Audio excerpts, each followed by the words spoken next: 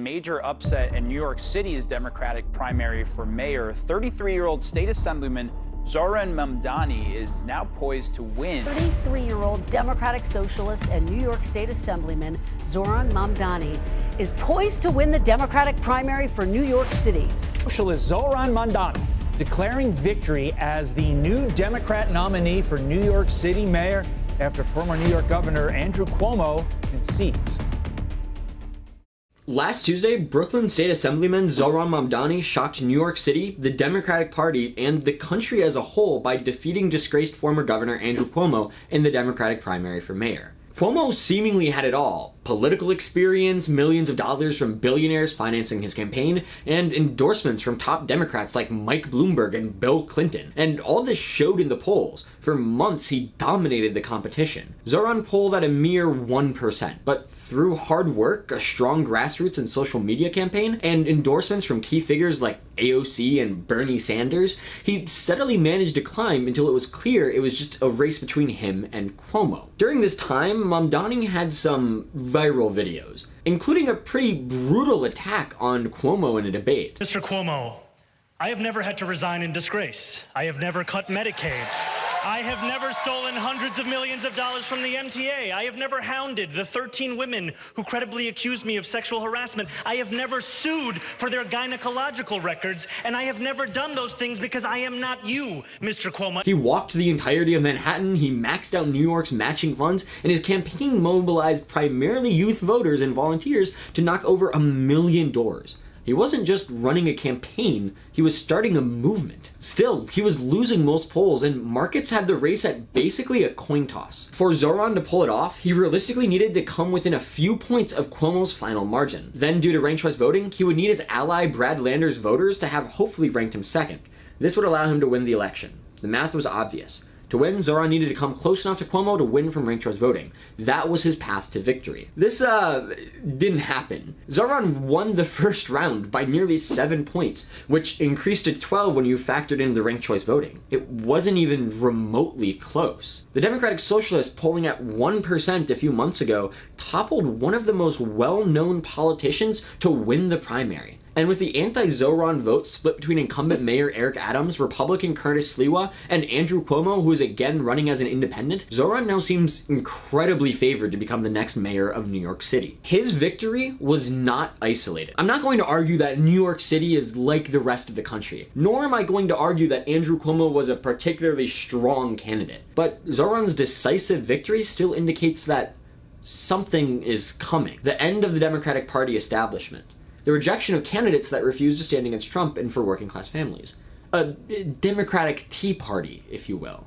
So let's talk about how Zohran won, the current failure of the Democratic Party as opposition, and what this means for the party going forward. 1 million words could be written on his use of social media. I mean, it was a masterclass, but also a little obvious. A young, charismatic person on Instagram and TikTok presenting his ideas in an easy-to-understand way? Yeah, of course that's going to appeal to young Democrats. But let's talk about those ideas and the broader strategy. First, despite being a Democratic socialist, Zohran did his best to appeal to a wide range of ideologies. He frequently referenced the liberal book Abundance on podcasts and spoke the words, "Government must deliver an agenda of #abundance that puts the 99% over the 1%. And his policies backed this up too. He called for building 200,000 more houses in New York City over the next 10 years. He also advocated for appointing a mom and pop czar to cut regulations on small businesses.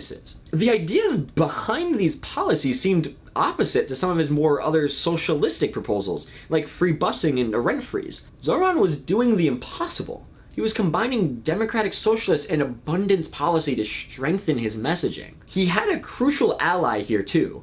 New York City Comptroller Brad Lander. Lander didn't associate with the Democratic Socialists of America. He was vaguely pro-Israel, and he was generally more moderate than Mamdani. But they both shared a progressive vision for New York, and they both didn't want Andrew Cuomo to be mayor. Although they were running for the same spot, the ranked choice voting system New York uses meant they could cross-endorse each other and campaign together. With this cross-endorsement, Zohran had a reliable base of support to rank him second in the final round against Cuomo, and had been normalized by a non-socialist New York politician. Additionally, Lander endorsing Zohran as a Jewish American helped dispel the narrative that Zohran was anti-Semitic. Even though it would have been easy for them to attack each other in the hopes of becoming mayor, they understood that taking down Cuomo was the priority. The selfless choice of both, although specifically Lander, allowed for a broader coalition come election day. Last but not least, let's talk about Zohran's strongest feature, his ability to present a clear and appealing message: lowering the cost of living. Even though it may have been tempting to get bogged down in other unrelated issues, Zohran kept his focus on New York City and making it cheaper,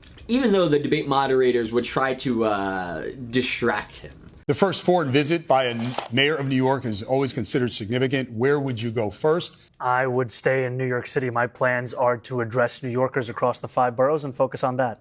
Mr. Mamdani, can I just jump in? Would you visit Israel as mayor? I will be doing, as the mayor, I'll be standing up for Jewish New Yorkers, and I'll be meeting them wherever they are across the 5 boroughs, whether that's in their synagogues and temples or at their homes or at the subway platform, because ultimately we need to focus on delivering on their concerns. And just yes or no, do you believe in a Jewish state of Israel? I believe Israel has the right to exist. Not as a Jewish state? As a state with equal rights. Quickly before we get back into the video, what is that clip, man? Like, this is a lightning round. It's supposed to be quick answers. Why do they ask multiple follow-ups? The question wasn't even about Israel. Whatever. All of these factors, plus the failures of Andrew Cuomo as a politician and person, allowed for Zohran to put together an unprecedented grassroots campaign and win the primary. The Democratic Party establishment had been completely overthrown. It didn't matter what Bill Clinton wanted. His voice seemingly had little appeal. But why? Why did the endorsements of establishment politicians like Bill Clinton, Mike Bloomberg, Jim Clyburn, and more not work? 62% of Democrats want to replace their party leaders, while only 24% of Democrats want to see the party leaders remain. That is a massive margin. Democrats aren't satisfied with the way leadership is currently working to an historic level. Why? Because they aren't effectively standing up to Trump. First, let's talk about the Oversight Committee. In the aftermath of the 2024 election, it was clear that Democrats were going to need to take full advantage of all the positions they could to contest the Trump administration. In particular, with Representative Jamie Raskin no longer seeking the role, Democrats need someone to become the new ranking member of the House Oversight Committee. Progressive leader and vice-ranking member Alexandria Ocasio-Cortez, better known as AOC, seemed to be the favorite to win. She faced 74-year-old Jerry Connolly, who in the previous month was diagnosed with cancer. AOC seemed like the perfect candidate, a young woman of color with a unique story, beloved by the Democratic Party base. She had spent the last 6 years slowly gaining influence and support within the party for a moment just like this, and as the vice-ranking member, she had clear experience. But after former Speaker of the House Nancy Pelosi threw her weight behind Jerry Connolly, AOC would lose the formal vote of the Democratic House Steering Caucus, 31-27. Though technically just a recommendation, the Democratic caucus tends to agree with the choice of the steering committee. And with no surprise, the full House Democratic caucus voted 131-84 to choose Jerry Connolly over AOC. Last month, Connolly unfortunately died of the previous mentioned cancer. To make the sad situation even worse, the next day Republicans in the House passed a budget bill that cut Medicare, Medicaid, and other social welfare programs by a 1-vote margin. 2 more Democrats had also died in office in the previous 2 months, and their seats had not yet been filled. Had those Democrats been alive, the budget bill would not have passed the House. Another example, a few weeks back, a majority of House Democrats chose to vote to table a resolution to impeach Donald Trump after his bombing of Iran in the previous week. Some, especially older Democrats, wanted a more thorough procedure before taking any impeachment vote. But the actual base of the party understands the severity of the moment a little better. They've watched the Trump administration implement insane tariffs or outwardly deny the Supreme Court in the Kilmar-Garcia case. They saw Kamala Harris call Trump a fascist during the 2024 election. They expect their House leaders to stand united against the current administration, but once again they're divided and put up a weak front. But these 2 examples are relatively small. Let's talk about the most egregious example, the most insane instance of Democrats folding under Republican pressure. Let's talk about government funding. Wait, no, don't click off. Government funding can be interesting, I promise. Back in March, when Elon's Doge cuts were at the highest, Republicans attempted to push through a bill that would keep the government open for another 6 months. They made no attempts to negotiate with Democrats during this process, and the bill made wide cuts to government programs while giving Trump and Elon a pretty much blank check to use the money however they want. Despite being in the minority, Democrats had key leverage here. Although the bill had passed the House, Republicans needed 60 votes in the Senate, which they didn't have without Democratic support. Without 60 votes, the government would shut down, and considering how Republicans held full control over the government, they would likely be the ones to get blamed. It seemed that Democrats had a solid plan: oppose the terrible bill and threaten a government shutdown if Republicans refused to negotiate. If the government shuts down, blame the Republicans and reap the rewards in 2026. One senator pointed out that people will see this as a massive sellout to an authoritarian president. You don't stop a bully by handing over all your lunch money. Senate Majority Leader Chuck Schumer seemed to understand this, saying our caucus is unified on a clean, continuing resolution that will keep the government open and give Congress time to negotiate bipartisan legislation that can pass. We should vote on that. Democrats were united, right? They finally had an opportunity to stop Trump's agenda and show their strength as a party. So what happened? Schumer folded.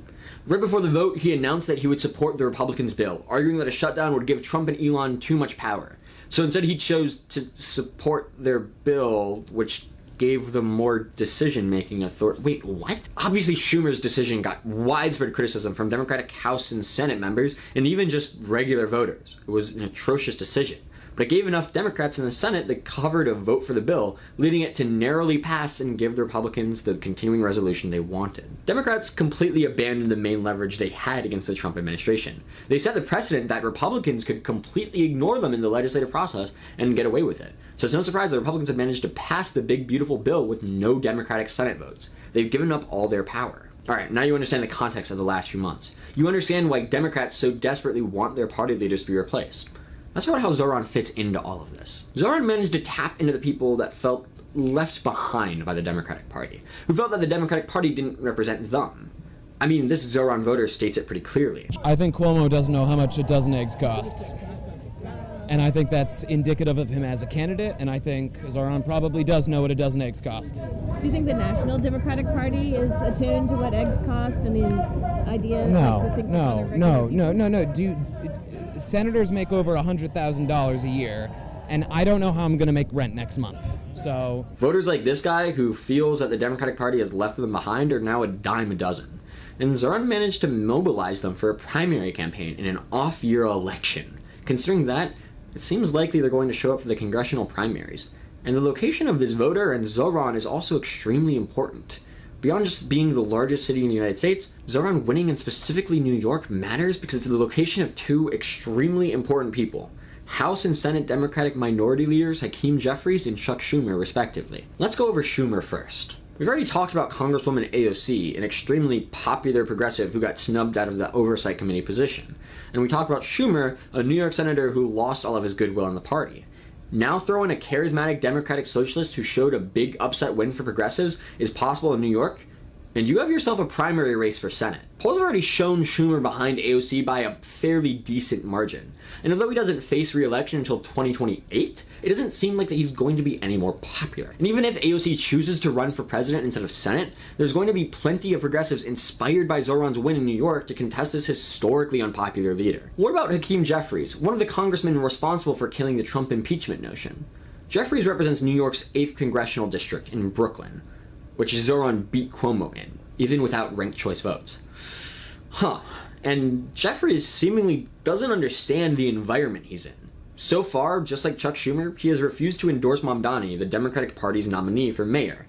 Now, it seems unlikely that Jeffries could be primaried, but considering how unpopular Democratic Party leadership is, and how he obviously doesn't understand the current party climate, he at the very least should be watching his back. Let's talk about two more New York congressional districts while we're on the topic. In New York's 15th congressional district, Congressman Richie Torres has been a sort of contrast to AOC. While both are young Democrats, Torres is more moderate compared to her. But with this decisive victory, it seems unlikely that he's going to run a governor for campaign in 2026 like he's flirted with in the past. And former mayoral candidate Michael Blake could put up a pretty strong showing against him. And if you were feeling bad earlier in the video about our good friend Brad Lander, don't worry. Progressives across New York and the country saw how selfless he was in defeating Cuomo, and it's unlikely he's not going to be rewarded for that.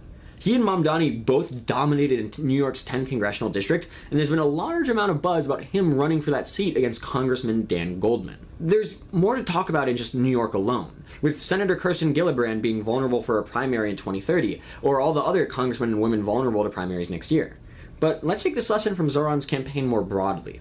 In Minnesota, Michigan, New Hampshire, and Illinois, Democrats have opened races to succeed their incumbents. And at least in Minnesota and Michigan, it's a classic progressive versus moderate story. If the progressive candidate can learn from the Zohran campaign, they'll be favored to win their primary. If they can tap into that economic woe and present themselves as individuals willing to stand up to the Trump administration, they will win. And, of course, All 435 House of Representative seats are up for re-election next year. While it's too early to see how many representatives will retire, the broad anti-establishment push from Democrats we're seeing is enough to keep an eye on some certain key races.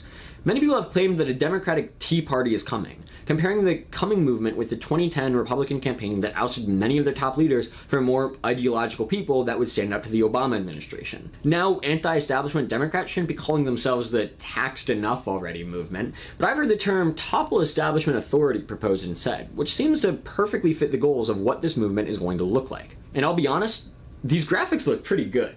There are a lot of extremely old House representatives running for re-election, including 86-year-old Maxine Waters, 82-year-old Rosa DeLauro, or 85-year-old Nancy Pelosi, who is yet to announce but seems likely to run again. This is insanity. And when Zohran was asked about it... Do you think Democrats over 80 in Congress should retire? I think it's time for a new generation of leadership. He's right. These people are incapable of meeting the current moment, incapable of mobilizing young people, incapable of standing up to the Trump administration in a way that Democrats would find satisfactory. Andrew Cuomo was likely just the first. Chuck Schumer, Nancy Pelosi, Dan Goldman, Hakeem Jeffries, Jim Clyburn, they're all relics of the past. It's time for them to retire. But if they don't, the Democratic Socialist from Brooklyn has shown the playbook to get rid of them. Thanks for watching.